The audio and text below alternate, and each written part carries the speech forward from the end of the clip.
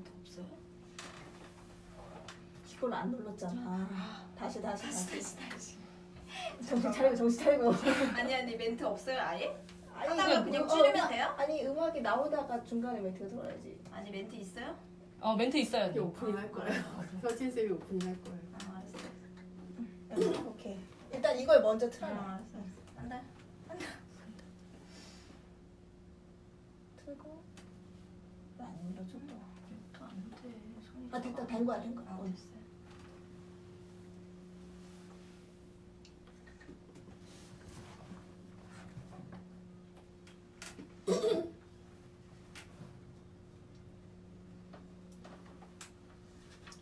(2019년 6월 22일) 라디오 영통의 그림책 라디오 시즌2 시작합니다.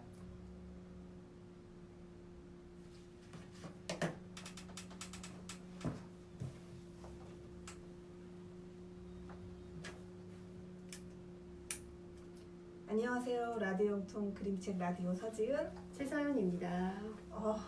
오늘 저희가 여기에서 두 번째 녹음이죠? 연달아서 바로. 네.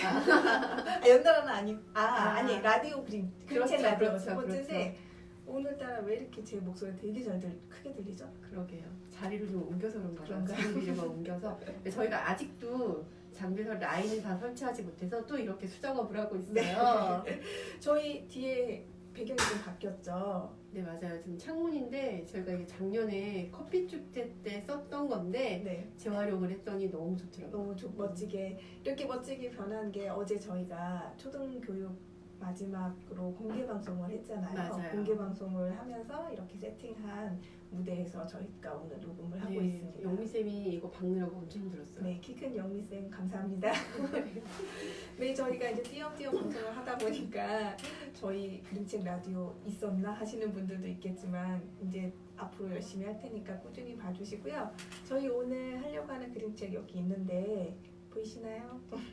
오늘 하려고 하는 그림책 작가 이름이 어떻게 되죠? 네, 이 작가 이민희 작가의 라이카는 말했다. 네, 라이카는 말했다라는 이제 오늘 그림책을 할 건데요. 이민희 작가에 대해서 먼저 조금 소개해 주시겠어요, 선생님? 네, 이 작가가 이제 첫 책이 작가의 2007년도에 처음 책인데요. 작가가 이제 그림을 전공한 작가는 아니에요. 그리고 이 작가의 좀 특이한 이력이라고 하기는 좀 그렇지만 그 천체 우주학? 천문 우주학을 전공했고요. 그래서 그런지 이 라이카 말했다 책을 읽으면서 그 작가의 그 전공이 다 이렇게 뭔가 이렇게 스며나온 것 같은, 그래서 이런 글을 더 쓸 수 있지 않았을까라는 상상을 할 수 있지 않았을까 하는 생각이 들었고, 또 이민희 작가에 대해서 어떤 걸 말씀드려야 될까요? 이민희 작가에 대해서 제가 조금 방송하기 전에 읽어봤더니 일단 정읍에서 자랐고 정읍에서 자랐고 중학교까지 자랐고 전주로 이제 시내로 유학을 유학을 왔는데 그때 아버지가 아프셔서 돌아가셨다고 네. 수술을 못 받고 고3 때 네, 돌아가셨다고 하더라고요. 그리고 나서 그 진로를 정할 때 특별히 막 큰 생각 없이 그냥 천문우주학과로 그냥 정했다고. 그 학과가 세 군데밖에 없다는 전국에 얘기. 세 군데밖에 네. 없는데 그래서 그걸 정해서 거기에서 이제 공부를 했는데 그 공부를 하면서 이 라이카의 이야기를 들었겠지만 그 라이카 이야기를 들었다고 해서 이렇게 이런 스토리를 짜내는 건 아무나 할 수 있는 건 아닌 것 같아요. 그렇죠. 네. 그런데 이제 그걸 나왔지만 이 작가가 그때 당시 이렇게 아르바이트 같은 거 하려고 그래픽 디자인 이런 걸 배웠다고 해요. 그래서 벤처 기업에서 알바도 하고 그러다가 뭐가 잘 안 돼서 회사가 문을 닫았대요. 서울로 와가지고 만화. 자기가 그림을 그리고 싶은 게 있어가지고 만화 학원을 다니면서 아르바이트를 해서 돈을 모으면 그걸 만화학원 수강료로 내고 이렇게 했다고 그렇게 해요. 해서 또 남편분도 만나시고. 만화 작가인 남편분. 남편분이 이제 만화 작가시고 이제 본인은 이제 그림책 작가가 그때 되셨어요. 짧은 글이 만화보다 짧은 어떤 글이 더 어울린다라는 이야기를 들어가지고 어떻게 어린이 작가 교실, 그림책 교실 이런 거 인연이 돼서 이렇게 그림책을 만들었다고 하시는데 이 라이카라는 이야기 이민희 작가에 대해서 여기까지 잠깐 소개를 해드리고 일단 이 그림책을 먼저 소개를 해드릴까요? 어제 책 배경을 먼저 말씀을 드릴까요? 아니면 이 책 내용을 먼저 말할까요? 책 내용을 먼저 보는 게 좋을 것 같아요. 책 내용을요? 그러면은 한번 읽어볼까요? 대략적으로? 네네. 네. 라이카는 말했다. 이민이 글 그림. 면지는 이제 우주 시공간이 우주 공간인 것 같은 느낌이 들죠. 그쪽 읽으시겠어요? 네. 라이카 1957년 11월 3일 스푸트니크 2호에 타고 우주로 갑니다. 유리 가가린 1961년 4월 12일 우주선 보스토크 1호에 타고 우주로 갑니다. 우주는 아름답지만 외롭습니다. 지구는 파란빛이다.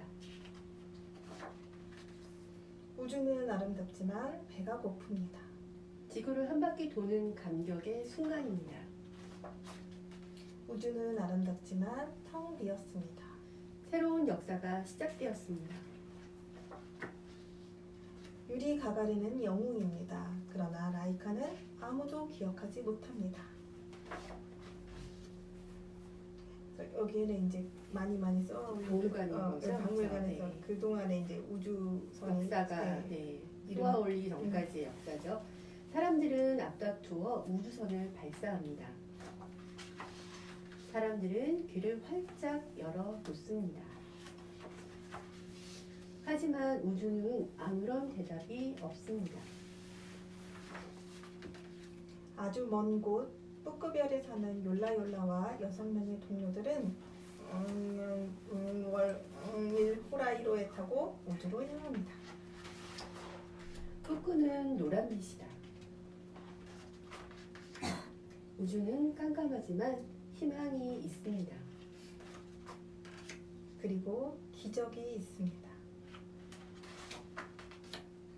라이카는 호라이로를 타고 뿌끄에 도착합니다. 나는 지구 대표 라이카입니다. 라이카와 푸꾸인들은 친구가 되었습니다.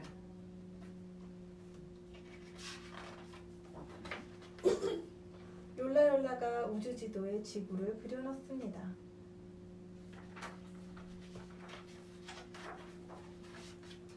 이제 푸꾸인들이 지구를 찾아올 것입니다. 그리고 친구들을 만날 것입니다. 이렇게 해서 끝나는 책입니다. 푸꾸인들이 지구에 와서 깜짝 놀라겠죠. 네, 지구에 사는 대표 이제 얘가 뭔가 대표인 줄 알았는데. 네, 이 그림책을 쓰게 된 이 지금 저희 이 라이카에 대한 소개도 좀 있어야 될 것 같기는 해요. 네네. 이 라이카가 57년도에 그러니까 이제 저희가 뭐 우주로 쏘아 올리는 그러니까 달에 간 거는 이제 미국인 거고요. 네. 69년인가 그렇고요.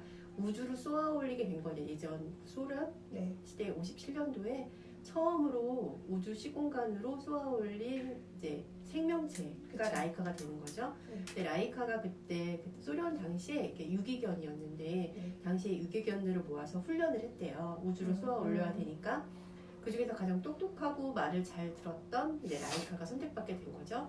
작은 공간에서 오랜 시간 동안 견뎌야 하기 때문에 그리고 보도의 자료라든가 이런 부분들이 뭐가 있었냐면 그 시공간을 나가서 우주에서 이 라이카의 소리라고 라디오스로 개소리가 들렸었어요. 진짜로 방영을 해주고 그리고 5일간의 식량과 공기가 이제 같이 탑재가 되었고 5일 후에 독극물이 들어있는 이제 사료를 먹고 안락사가 될 것이다. 그래서 끝나는 거야. 왜냐하면 그 당시에는 발사는 되지만 돌아오지 못하는 그쵸. 이제 기술력 때문에 이제 그렇게 알고 있었는데 2002년도에 그 당시에 이제 발표했던 내부 자료가 공개가 된 거예요. 네.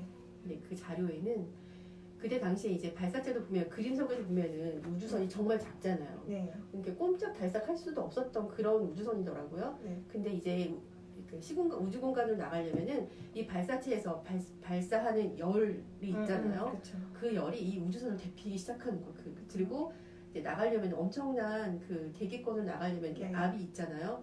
그래서 이 강아지가 라이카가 한 5시간 정도를 가장 고통스럽게 고통을 느끼다가 죽었다. 죽었다. 네, 그리고 나가지 못했다. 그 전에 죽었을 거라고 이런 식으로 얘기를 하더라고요. 그럼 그런 추정인 거고 사실 정확하게 알 수는 없는 아니요. 그게 보고 자료가 있는 거예요. 아, 그래요? 비공식적으로 본인들은 갖고 있었던 자료가 2002년에 공개가 된 거예요. 그리고 나서 3년 동안 계속해서 강아지를 계속 보낸 거예요.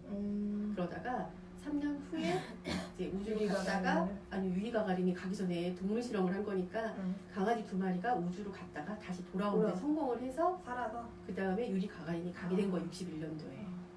그러니까 이게 동물 실험의 우주 버전이잖아요. 그렇죠. 그때 당시에는 아무렇지도 않았겠지만 어. 지금 현재 되돌아보면 정말 잔인한 거잖아요. 근데 사실 지금도 동물 실험이 계속 하고 사실 있죠. 있고요. 이게 그 우리가 우주 여행에 대한 거는 크게 스푸트니크 사건? 근데 스푸트니크 사건도 이렇게 아는 분들만 알고 그냥 잘 알기로는 대부분 달이 먼저 갔다 그것부터 알잖아요. 그렇죠. 근데 스푸트니크 사건 같은 경우는 이제 뭐 교육하고 공부하는 사람들이나 뭐 여러 가지 그런 사회 인문학을 공부하는 사람들한테는 되게 그게 중요한 사건이에요.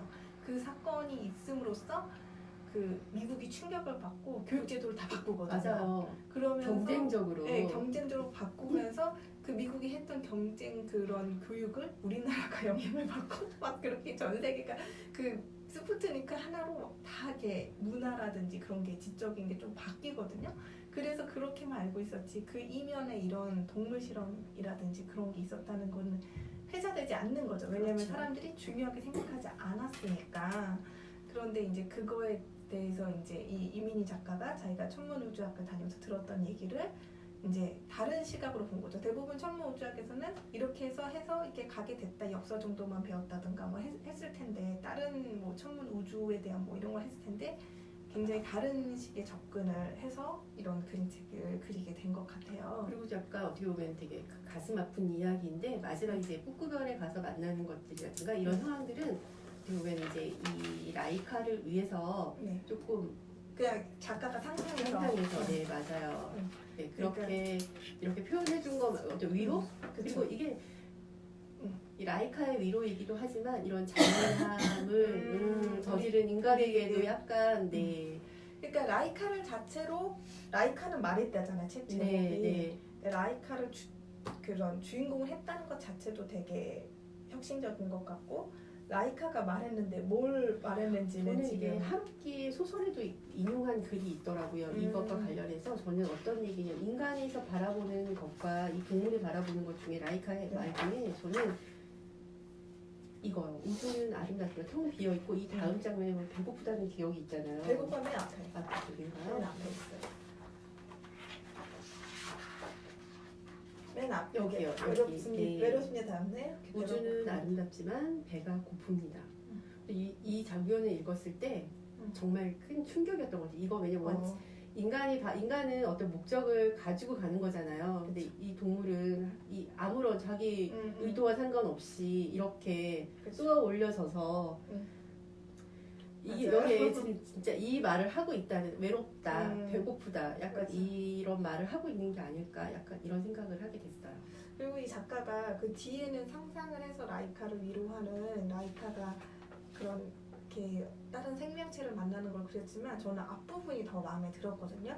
이게 보면 이렇게 전체 펼치면 그냥 우주 공간인데 경계선을 중심으로 라이카와 그렇죠. 인간의 극명한 대비 네. 말과 이런 거의 대비가 있잖아요. 그러니까 한 공간이면서 대비를 이게 다른 시간대이면서 꼭 그쵸. 같은 시간대를 그쵸, 경험하는 그쵸. 것 같은 네. 그런 느낌이 되어 있는 것 같아요. 네, 그래서 이거를 굉장히 잘 활용해서 그린 것 같아서 저는 이 부분, 이 앞에 부분이 더 굉장히 마음에 들었고 또 이 작가가 그림을 전공하지 않았잖아요. 네. 그래서 그런지 이 그림이 굉장히 아이들이 크레파스를 그린 것 같은 네, 맞아요. 그런 걸 많이 사용을 하더라고요, 네, 작가가. 네, 그런 느낌이어서 굉장히 친근하고 그림이 더 그 라이카는 말했다 해서 라이카의 이야기를 좀 더 이 그림이 너무 완벽하고 예쁘고 막 이러면 좀 더 이렇게 와닿지 않을 것 같아요. 그래도 이 작가의 다른 그림보다 이게 더 완성도가 더 있어요. 그렇긴 해요. 이렇게 표지도 에폭시로도 이렇게 네. 되어 있고 네. 이 작가가 지금 책을 낸 출판사 이 느림보라는 네. 출판사도 그렇고 이 작가 여기서는 약간 이런 시인 작가의 특별한 어떤 제 의식 같은 거 이런 거 가진 작가들의 책을 많이 발간하는 것 같더라고요. 그렇군요. 이 작가가 이제 이 출판사에서 많은 출판을 하기도 했더라고요. 네.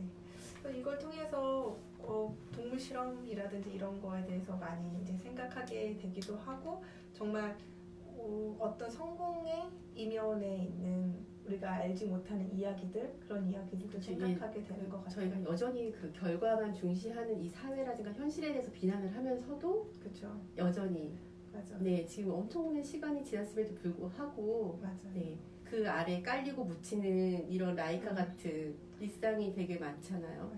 그 얘는 되게 대표성을 띈 어떻게 보면 라이카긴 한데 정말 이름 없이 죽어간 하얀 생쥐들 생쥐들도 그렇고 사실 이 라이카가 첫 그거죠. 이제 희생이 됐지만 그 그치. 뒤로 3년간 그쵸. 계속해서 보내줬던 맞아요. 그 강아지들은 아무도 기억하지 맞아요. 못하잖아요. 그것도 그렇고 정말 그렇게 생각하면 인간이 정말 너무 잔인한 존재인 것 같아요. 그렇죠. 아 그렇게 말하니까 저희가 다음에 하려고 했던 책이 생각이 나요. 그렇죠. 네, 그 책은 뭐 이렇게 제목을 말하기는 그렇지만 말씀드리고 인책하고 연관이 되죠. 네, 연관이 되는 것 같네요. 네, 저희가 오늘 라이카 이거 했잖아요. 이민희 작가 책을 한 번만 더 할 건데요. 이민희 작가가 좀 이렇게 어떤 사회적인 메시지를 던지는 책을 많이 이렇게 썼더라고요. 근데 그 책은 옛날의 돼지들은 똑똑했어요라는 책인데 네, 그 옛날 이민희 작가가 예전에 썼지만 지금 시대하고 너무 잘 맞는 네, 맞아요. 그 책도 이 당 2007년 이거 무렵에 네. 썼던 책이긴 네, 한데 그래서 내용이 네. 지금하고 너무 잘 맞아서 저희가 요거 녹음 다음에 또 녹음하려고 합니다. 명작인가 봐요. 예전에도 좋았는데 지금도 좋고. 그러게 앞으로도 고전인가 좋을 봐요. 네, 고전인가 봐요. 네. 인간의 보편성 꿰뚫는. 아, 네, 이렇게 해서 라이카는 말했다 오늘 방송 저희가 해드렸는데요. 사장님 마지막으로 어떻게 라이카는 말했다 해서 뭐 총평이라든지 가장 인상 깊었던 거 말씀해 주시죠. 이게 그 어떤 교육 제도로 인해서 저희 아이도 음. 이 라이카를 알고 있는데 그냥 음. 보통 보도되었던 내용으로만 기억을 하고 있더라고요. 그래서 이게 우리가 제도 교육이 그런 이면을 보여주지 않고 포장된 것들만 교육을 하고 있잖아요. 그렇죠. 네, 그래서 이게 상상하면 모든 게 그만 쉽게 이루어지는 것 같은 이런 걸만 이렇게 교육을 하는데 실제적으로는 그렇지 않다는 거에 대해서 또 충분한 교육이 필요하다는 생각이 들고 이렇게 뭐 도전하는 것도 좋긴 한데 도전하기에 앞서서 조심하고 생각해봐야 될 것도 많다라는 것들 그리고 얼마나 외로웠을까 뭐 이러니까 배고프다는 거 이 말이 정말 그러게. 저는 이걸 보고 나니까 우리가 이런 어떤 생명들이 다 연결되어 있는데 사실 이 지구에 사는 모든 생명체가 사실 연결되어 있는데 그 연결되어 있다는 생각을 하지 않으니까 나를 위해서 누군가를 이용하는 거잖아요. 이게 그런 일이 지금도 많이 일어나고 있지만 정말 내가 누군가를 그러니까 나의 이익을 위해서 이용하고 있는 건 아닌가 내 삶에서 나의 일상을 좀 돌아보는 맞아요. 시간을 지구에서 인간의 빈도는 그렇게 크지 않을 텐데 그쵸. 곤충이 더 많이 차지하고 있을 텐데 다 1위가 닭이래요. 닭이에요? 닭이 점유하고 진짜요? 네. 근데 그렇게 빈도 높지 않은 인간이 그러니까. 이렇게 지구를 많이 훼손시키고 근데 결국 다시 인간한테 돌아올 거니까 네, 여러 가지 생각을 들게 하는 오늘 라이카는 말했다였습니다. 오늘 방송 저희 여기까지 하고요. 다음 방송 방송에 이민희 작가 2로 돌아오도록 하겠습니다. 다음에 만나요. 이렇게 끝나나요? 아닌가요? 그럼 어떻게 끝날까요? 알았어요. 이렇게 끝내요. 네, 다음 시간에 뵙겠습니다. 지금까지 라디오 그림책 라디오의 서지은 최서연이었습니다. 감사합니다.